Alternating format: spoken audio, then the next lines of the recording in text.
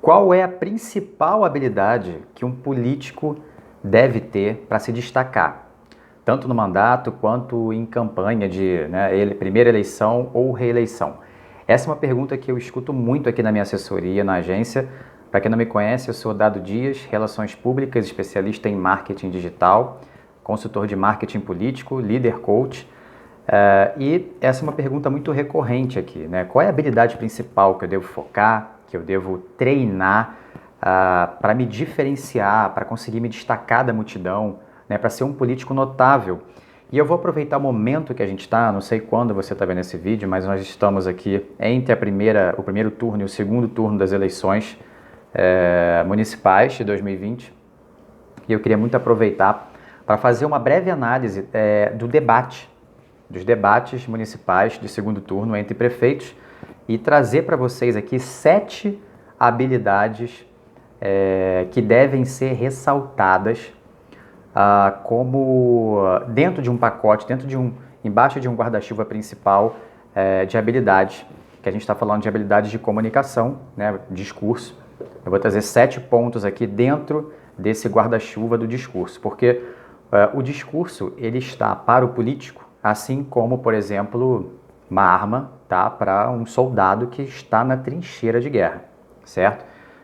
Dentre muitos elementos, eu diria que um dos principais, se não principal, a principal arma, né, a principal habilidade que um político deve ter é a sua capacidade de falar. O seu discurso deve ser sempre muito bem construído, muito bem feito. Então, isso é algo que a gente vê em âmbito até federal, né, muitos em âmbito federal não conseguirem trabalhar um bom discurso. Então, eu trouxe aqui uma análise, essa análise, né, eu já digo para vocês que ela não é uma análise jornalística, né, a análise jornalística é muito de prever cenários futuros, de saber o que vai acontecer, né, ali explicar o contexto, não é isso. É uma análise de marketing, é uma análise de venda pessoal para você realmente aprender alguma coisa aqui. Você que tem intenção de ser político, você que já é político, ok? Também quero dizer que eu sou apartidário, ok? Eu vou fazer uma análise do debate aqui da cidade onde eu resido, né, no momento, que é o Rio de Janeiro. Não tem problema analisando um debate aqui, né? Eu vou trazer pontos importantes que todos os políticos deveriam ter, deveriam fazer. Eu vou fazer uma análise entre o debate do Crivella e do Eduardo Paes, aqui no Rio de Janeiro, que estão disputando o segundo turno.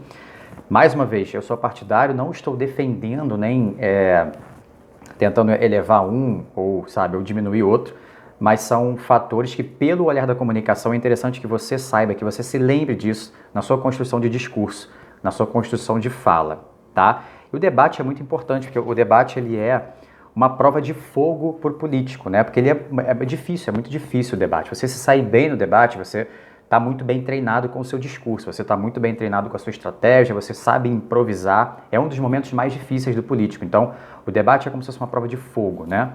Para os políticos. Eu vou começar a análise aqui ressaltando, né, pontos que eu vi mais no Eduardo Paes, que eu acho que é mais interessante para vocês conseguirem ter uma noção de alguns pontos que você precisa implementar no seu discurso, tá? Levem isso para o discurso. O político precisa ter um bom discurso quando ele vai convencer pessoas dentro do seu partido, na sua gestão, trazer pessoas para o seu ponto de vista. Na campanha nem se fala, você precisa ter um bom discurso para conseguir trazer o eleitor e manter esse eleitor com você. Então, tem alguns pontos interessantes aqui. Vou começar o primeiro deles, né, aqui no debate.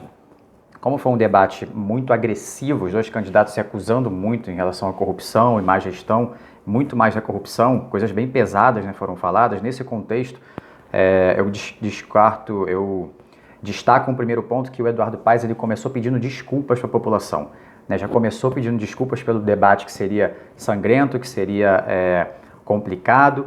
Me chamou a atenção essa questão porque ele está tentando fazer algo que a gente chama na PNL, na Programação Neurolinguística, né, que conhece o cérebro, né, que tenta entender o cérebro, que é já criar uma conexão através de algo que a pessoa gosta de ouvir. Então, pedido de desculpa, um obrigado, um por favor, é uma coisa que conecta com as pessoas, e naquela circunstância muito interessante, ele começou já pedindo desculpas para a pessoa, porque seria um debate agressivo, já que a primeira fala do outro candidato foi que ele seria preso, né? Interessante isso. Então já começou saindo bem nessa, pedindo desculpa.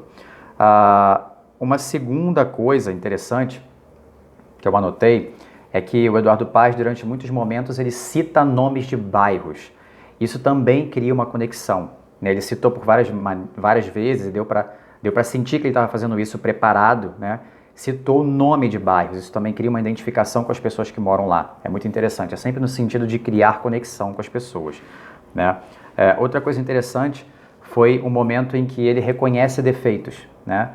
Ele reconheceu alguns defeitos que ele falou que tem muito tempo de vida pública, já errou, já acertou, né? Não é perfeito. Isso é interessante mediante o contexto que se está em cima de muitas denúncias em cima dele, né? Outra coisa interessante foi a imagem, né? Se você reparasse um e outro, você via que o Eduardo Paes tinha uma imagem mais sólida, vamos dizer assim, uma imagem mais sóbria, e né, isso trabalha a percepção também. Ele se preocupou muito com essa questão da imagem, uma coisa que eu vi alguns pontos falhos nisso no Crivella, né?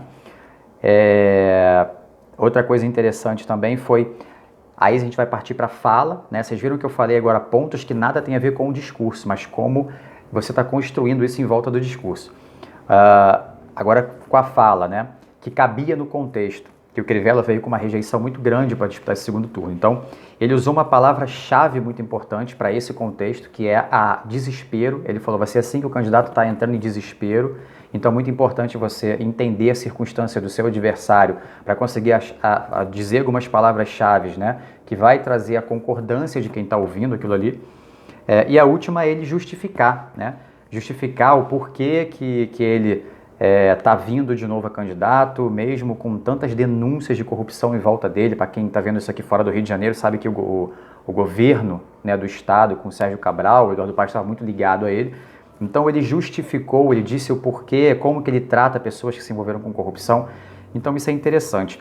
No lado do Crivella, eu achei ele muito faltando elementos, né, para se defender. O discurso dele, não vou falar do discurso, mas uma coisa que eu achei interessante no Crivella foi a energia que ele estava. Ele tentou passar energia, ele tentou ser energético, ele gesticulava com a mão, ele ficava até meio rouco na voz algumas vezes. Então isso foi um ponto interessante para a circunstância dele, precisando passar para a população uma indignação com a candidatura de alguém que pode estar envolvido em corrupção. Então, assim, mais uma vez, né, não estou defendendo o Eduardo Paes, mas eu considero entre os dois ele mais preparado pelo olhar do marketing, da comunicação. Não que estou aqui para julgar, né, eu não sou juiz, eu não estou aqui para julgar quem é que vai ganhar, quem é que merecia estar lá, quem que vai ser preso, quem que não vai ser preso, que foi o assunto principal, né, o contexto principal do debate. Mas fica essas 7 dicas que você pode vir a usar dentro do seu contexto, né, da elegância, do pedido de desculpas, de citar nomes de bairros, reconhecer defeitos. E o principal que eu achei no momento final, ele elogiou o eleitor por estar no debate. Ele elogiou o eleitor no final por ter ficado ali até o final do debate, por ter aturado um debate de muitas acusações. Ou seja, eu descreveria que o principal tentativa do Eduardo Paes era criar algo que a gente chama na PNL, na programação neurolinguística, de rapport. Ele estava tentando criar uma conexão o tempo inteiro, não deixar quebrar essa conexão com o eleitor, mantendo a calma com as acusações, agradecendo as pessoas por estarem ali, pedindo desculpa e citando o nome de bairros. Então, bom, fica essas dicas para vocês levarem, obviamente dentro do contexto de vocês, entenderem que a busca pela conexão ela é vital no discurso de um candidato, que foi o que a gente pôde observar lá no debate, que é a prova de fogo de um político. Se você gostou do vídeo, compartilha com a sua equipe, compartilha com seus coordenadores, compartilha com seus pares aí, tá? Curte o vídeo, dá um joinha e a gente se vê no próximo vídeo. Grande abraço.